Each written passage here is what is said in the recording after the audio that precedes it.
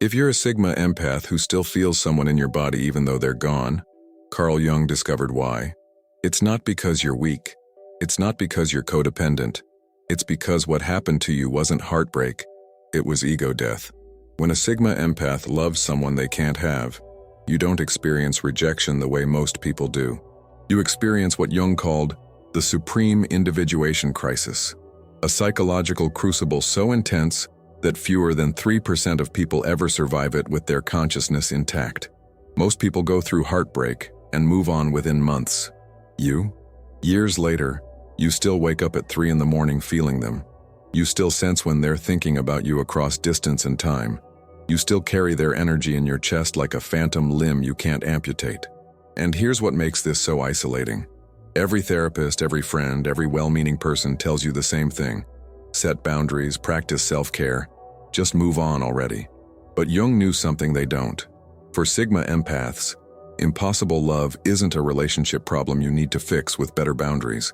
It's a spiritual initiation disguised as heartbreak. Your inability to just get over it isn't pathology. It's your psyche refusing to waste sacred pain. In the next 16 minutes, you're going to discover why everything you've been told about moving on is wrong for someone like you. You'll learn why your inability to release this person is actually evidence of advanced psychological architecture, not damage. You'll understand what Jung called the shadow marriage, the unconscious reason Sigma empaths choose unavailable people, and it has nothing to do with low self-worth. And you'll discover the exact process Jung outlined for transforming this devastation into what he considered the highest form of human consciousness. But I need to warn you, what comes next will confront you with truths about yourself you've been avoiding. Jung believed that Sigma empaths who love impossibly are being forced to face their deepest wound, the part of them that's been unavailable to themselves while pouring everything into someone else. You cannot love someone into wholeness. But this pain can make you whole. If months or even years have passed and you still can't release this person, if you've tried everything and nothing works, if people keep telling you you're too attached and you need to let go but you physically can't, this isn't weakness. This is your soul refusing to move on until you learn what you came here to learn. Let's begin with why Sigma empaths experience impossible love as psychological dismemberment. Jung made a discovery that explains why you can't just move on, no matter how hard you try. He found that Sigma empaths, those rare individuals who combine profound sensitivity with radical independence, don't just miss the person who left. Your entire identity fractures. Every role you've ever played collapses. The understanding one, the patient one, the one who sees potential in everyone. All of it shatters when someone you poured yourself into walks away as if your depth meant nothing. Think about what happened to you. You didn't just lose a person. You lost your faith in your own judgment. You who can read people with microscopic accuracy, who sense things others miss, who understand layers of human psychology most people never access. You couldn't figure out why someone who seemed so connected kept choosing distance. You, who've spent your entire life being the one others lean on for clarity, suddenly had zero clarity about the one thing that mattered most. This is what Jung called the dissolution phase of individuation. Your old self, the version of you that could be shattered this way, must completely die before a new self can emerge. But here's what makes Sigma empaths different from every other personality type. When most people experience heartbreak, they lean on community, family, their support system.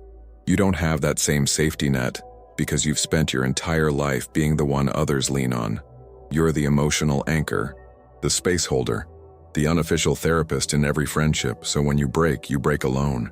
And that solitary breaking, Jung discovered, is actually what makes your transformation possible. Because you can't phone a friend to fix this. You can't outsource this healing. You have to descend into the underworld of your own psyche and face what's been hiding there your entire life. Here's what Jung understood that most therapists miss. Sigma empaths possess what he called differentiated consciousness. You experience reality with an intensity and complexity most people never access. Your empathic abilities aren't just about feeling others' emotions.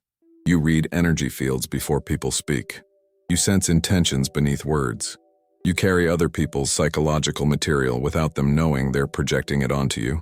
This makes you exceptionally good at understanding others. But it also makes you exceptionally vulnerable to a specific type of person. The emotionally unavailable, who need your depth to feel something they can't generate in themselves. They don't love you. They love how they feel when they're with you. They love the version of themselves your empathy reflects back to them. And when they leave, they're not rejecting you. They're rejecting the responsibility of meeting someone at your level of depth.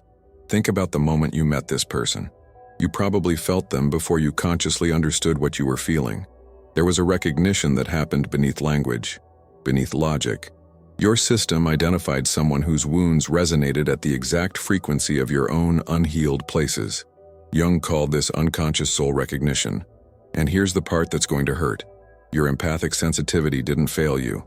It identified exactly the person who could show you, through their unavailability, where you still needed to heal your relationship with yourself. Write just the first name of this person in the comments. No context needed, no explanation, just the name. Sometimes naming what we're carrying is the first step toward releasing it. Now here's where Jung's insight becomes uncomfortable. Sigma empaths aren't randomly attracted to unavailable people. You're unconsciously drawn to them because their external unavailability mirrors your internal unavailability to yourself. You give everything to them while remaining mysteriously closed off to your own needs, your own worthiness, your own right to receive the quality of love you so freely offer. The impossible love becomes a mirror showing you exactly how you've been treating yourself, abandoning your needs while trying to save someone else, making yourself emotionally homeless while trying to build a home in someone who has no room for you, pouring all your empathic gifts into someone who can't reciprocate while neglecting the one person who actually needs them, you. Jung identified a pattern in Sigma empaths who love impossibly, and you need to hear this. You weren't just loving them, you were hiding in that love. The unavailability created a perfect container for all your depth, all your intensity, all your capacity for devotion, without requiring you to face the most terrifying question. What if someone actually available saw all of you and still chose to leave? Better to love someone impossible and blame the circumstances.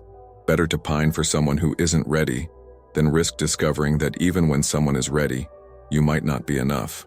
The impossible love protects you from the vulnerability of real intimacy while letting you feel like you're capable of profound connection. It's the ultimate psychological shield disguised as romantic devotion. But Jung went deeper. He observed that Sigma empaths often come from childhoods where love was conditional, inconsistent, or required constant emotional labor to earn basic affection. You learned early that your value came from how well you could read others, accommodate others, heal others. You became hypervigilant to everyone's needs except your own because your survival depended on it.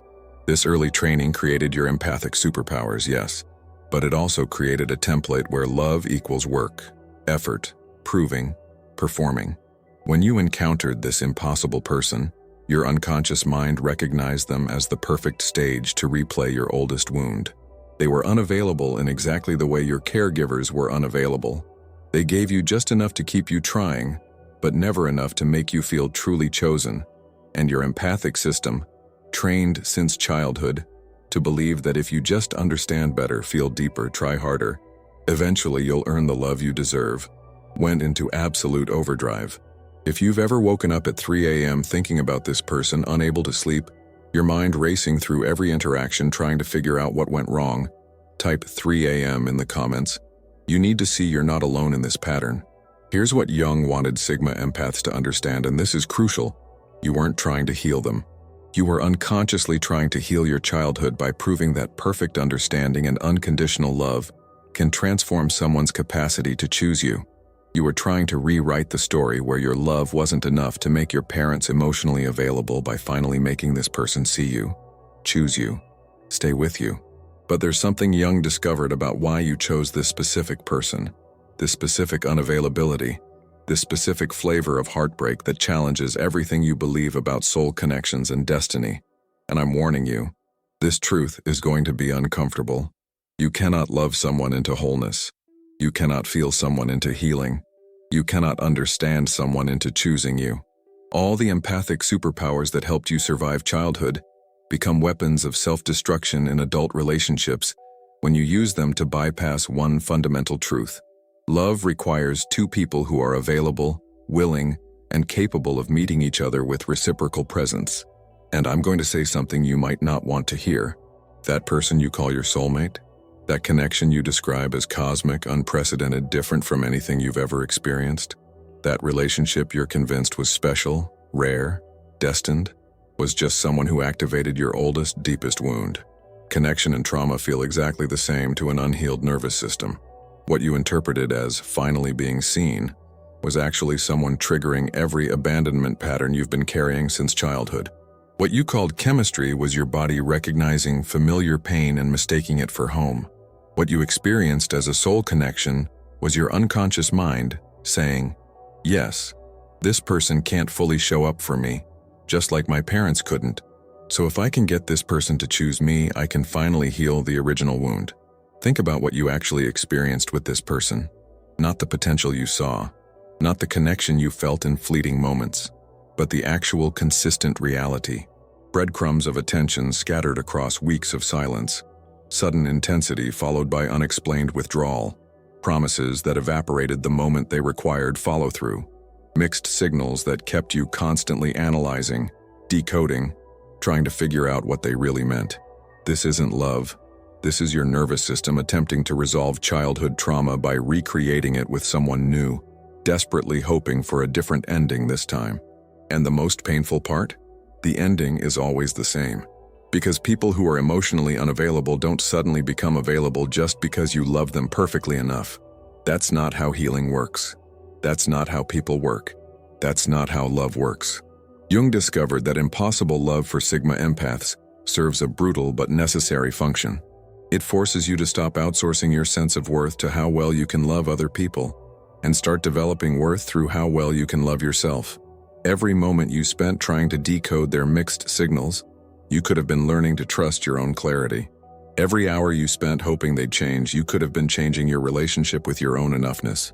Every day you accepted less than you deserved, you were teaching yourself that your needs don't matter as much as your ability to accommodate others' limitations. You were reinforcing the belief that your love is only valuable when someone else validates it. You were abandoning yourself in the exact same way you learned to abandon yourself in childhood, making yourself smaller, quieter, less needy, hoping that if you just require less, maybe someone will finally choose to stay. Pause right now. In the comments, complete this sentence. I abandoned myself when... The answers here will create a thread of healing for everyone who reads them. If what you're discovering here is stirring something deep, something you haven't been able to name until now, I've created a guide called Your Pain Wasn't in Vain, a Jungian guide to transforming impossible love into self-knowledge and inner strength. It walks you through the specific practices Jung outlined for transmuting heartbreak into sovereignty, shadow work prompts that reveal your patterns, the cord-cutting visualization he rarely shared publicly, and the exact steps for reclaiming the parts of yourself you gave away. The link is in the pinned comment below for when you're ready to stop abandoning yourself and start choosing you. Now, speaking of those parts you gave away, there's something Jung discovered about why you still feel this person in your body even when logic tells you to move on. And what he found explains everything about why no amount of therapy, meditation, or new relationships has worked. Jung made an observation that explains why you can't just get over it the way everyone keeps insisting you should. He discovered that Sigma empaths form what he called energetic cords. Not metaphors, but actual psychological structures that exist in what he termed the collective unconscious. When you love as a Sigma empath, you don't just connect to someone's personality or behavior. You connect to their soul. Your empathic system extends itself into their psychological space. You read their wounds. You carry their pain. You hold possibilities for them they can't yet hold for themselves. And these cords don't dissolve just because the relationship ends. They don't fade just because you go no contact. They don't disappear just because you start dating someone new. This is why you still feel them. Why certain songs trigger a visceral reaction in your chest. Why you wake at 3 in the morning with emotions you somehow know aren't yours. Why you can sense when they're thinking about you even though you have no logical reason to believe they think of you at all. You're not losing your mind. You're not being dramatic. You're experiencing what Jung called psychic resonance, the continuing vibration of a connection that was formed at soul depth. Most advice about moving on assumes that cutting contact and distracting yourself will eventually dissolve the attachment. Go to therapy, start a new hobby, date other people, keep yourself busy. But Jung knew something most therapists don't.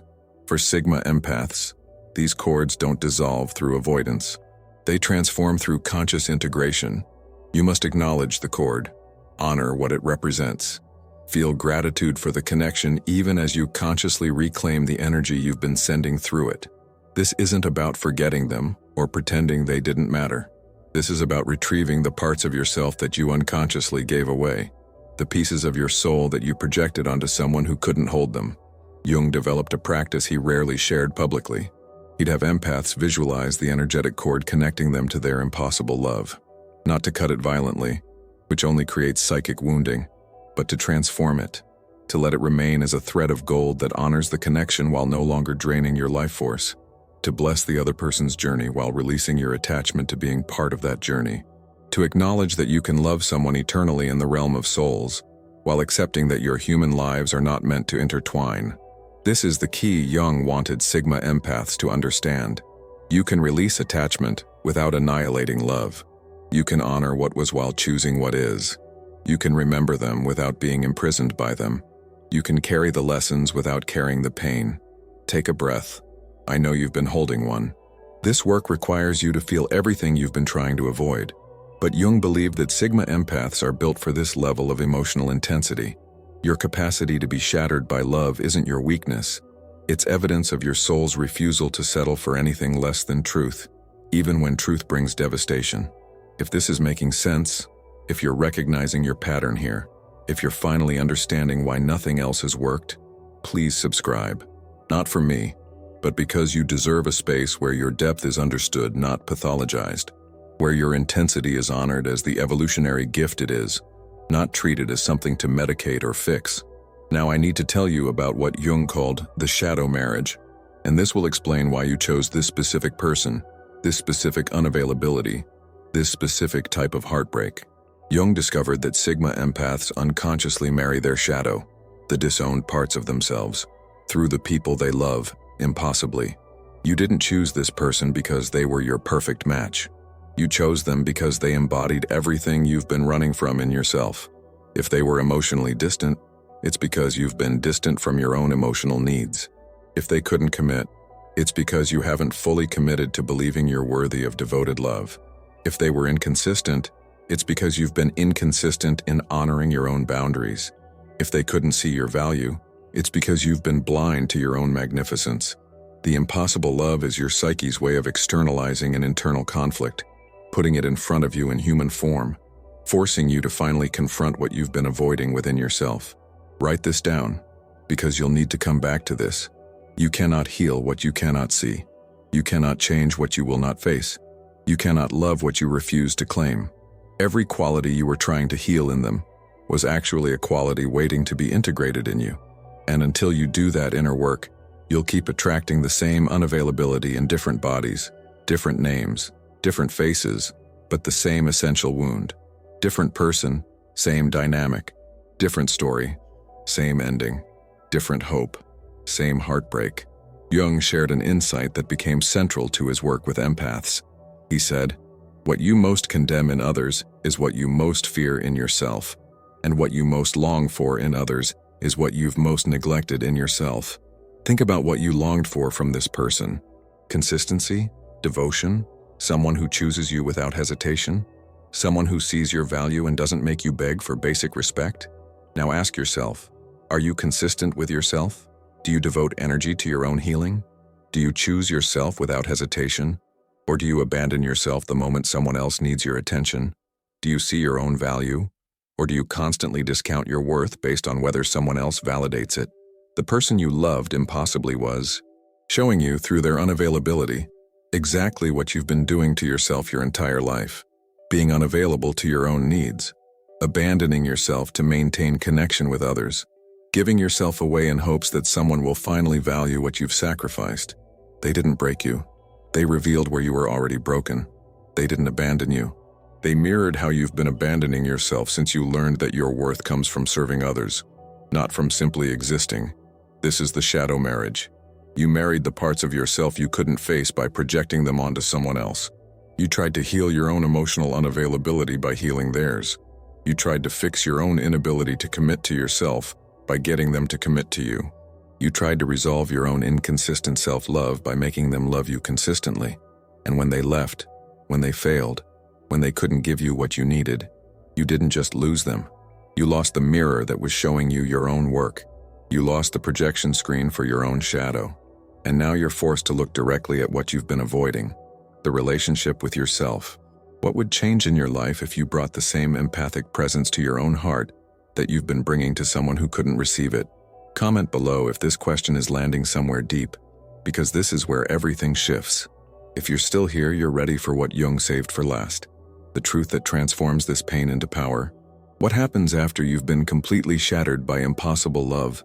Jung discovered that Sigma empaths who fully experience this dissolution undergo what he called sacred reconstruction, a psychological death and rebirth so profound that the person who emerges is fundamentally different from the person who entered it. You don't go back to who you were before this love. You can't. That version of you is dead. And thank God for that, because that version of you was capable of being destroyed this way. That version had permeable boundaries and insufficient self-worth. That version believed her value came from how much she could give to others. That version knew how to love everyone except herself.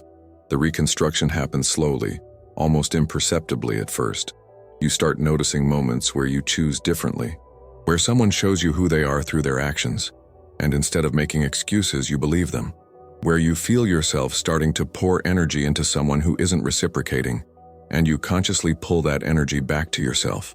Where someone's words and actions don't align, and instead of trying to bridge that gap with your empathic understanding, you simply walk away. These moments feel small, almost insignificant, but Jung knew they were evidence of the most profound psychological transformation possible. You're learning to love yourself as fiercely as you've loved others. You're learning that your empathic gifts are sacred when they're in service to your own wholeness first, and only then offered to others from overflow rather than depletion. You're learning to recognize the difference between someone who's temporarily unavailable because they're healing, and someone who's chronically unavailable because they're unwilling to heal.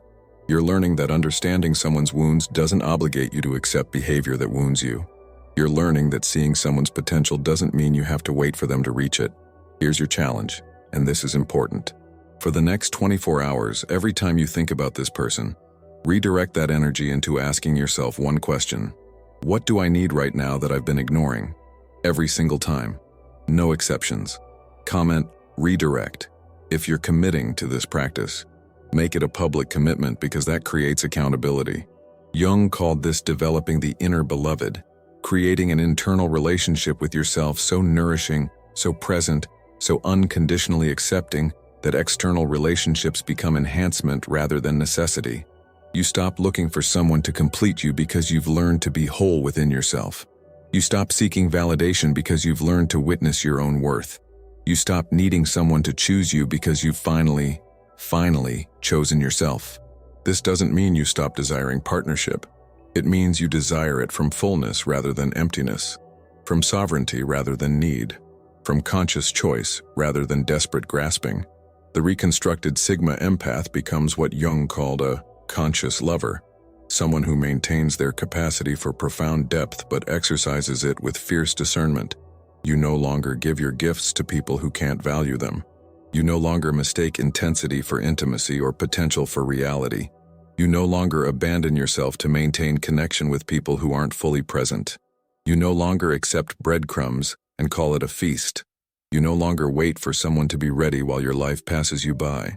And here's what Jung observed happens next. Sigma empaths who complete this reconstruction often attract an entirely different caliber of people into their lives. The emotionally unavailable stop feeling magnetic because you've healed the wound that made their unavailability feel like home. The takers lose their appeal because you're no longer trying to earn love through depletion.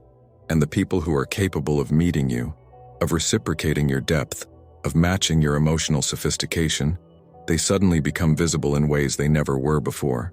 You're not looking for someone to save anymore. You're looking for someone to build with, someone who's already done their work, someone who can love you without you having to teach them how. So what is the ultimate test that impossible love presents to Sigma empaths? It's this. Can you transform the most devastating pain of your life into the most important initiation of your consciousness? Can you take the experience that shattered you and let it forge you into someone who will never again settle for crumbs when you deserve the entire feast? Jung spent his final years reflecting on patterns he observed in individuals with rare psychological architecture, and his conclusion was profound. He said that Sigma empaths who love impossibly aren't being tested on their capacity to love others. You've already proven that beyond any measure. You've loved harder, deeper, more completely than most people love in their entire lives. You're being tested on your capacity to love yourself with the same devotion, the same patience, the same unconditional acceptance you've been pouring into people who couldn't receive it. That's the test. Not whether you can love someone who doesn't love you back, but whether you can finally love yourself the way you've been loving them. The person you loved impossibly was never meant to be your destination. They were meant to be your mirror. They showed you, through their unavailability, where you've been unavailable to yourself. They showed you, through their inconsistency, where you've been inconsistent in honoring your worth. They showed you, through their inability to see your value, where you've been blind to your own magnificence. And now you have a choice. You can spend the rest of your life blaming them for not choosing you. You can keep replaying every conversation, every moment, every missed opportunity, trying to figure out what you did wrong.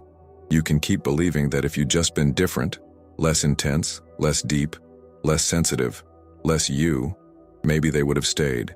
Or you can recognize this experience for what it actually was, your soul's way of forcing you to finally see yourself, to finally choose yourself, to finally love yourself with the same fierce devotion you've been giving away to people who couldn't value it.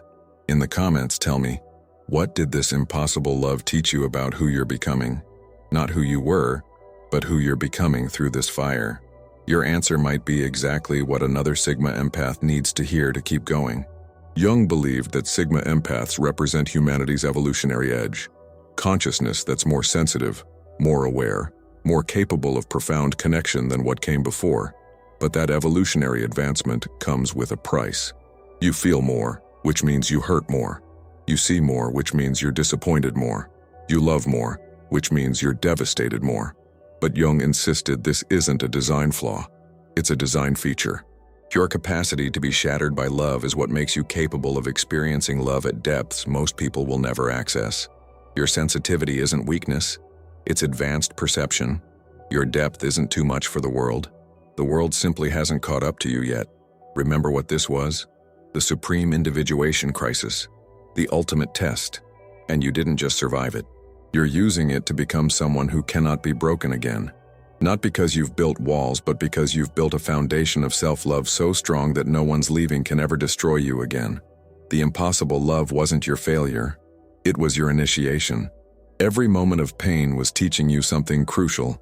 Your worth doesn't come from how perfectly you love others. Your worth is inherent, unchangeable, already complete. It exists whether someone sees it or not. It exists whether someone chooses it or not. It exists whether someone can meet you at your depth or not. If this helped you reframe your heartbreak, I'd be honored if you'd subscribe. Share this with another Sigma empath who needs to know their depth isn't a flaw. It's their evolutionary advantage. And if you recognized yourself in these patterns, if you saw your wound reflected in these words, know this: you're not broken. You're breaking open. And breaking open is exactly what transformation looks like when it's real. Your empathic heart isn't damaged. It's being refined. Your capacity to love impossibly wasn't wasted. It was preparing you to love consciously, starting with the one person who's been waiting for your love all along, yourself. The Sigma empath who emerges from impossible love is someone the world rarely sees. Deeply feeling but boundaried, profoundly empathic but sovereign, capable of soul-level connection but unwilling to abandon themselves to maintain it. You're not here to fit into others' limited capacity for depth. You're here to expand what's possible for human connection by refusing to settle for anything less than reciprocal presence, authentic commitment, and love that matches the frequency of your consciousness.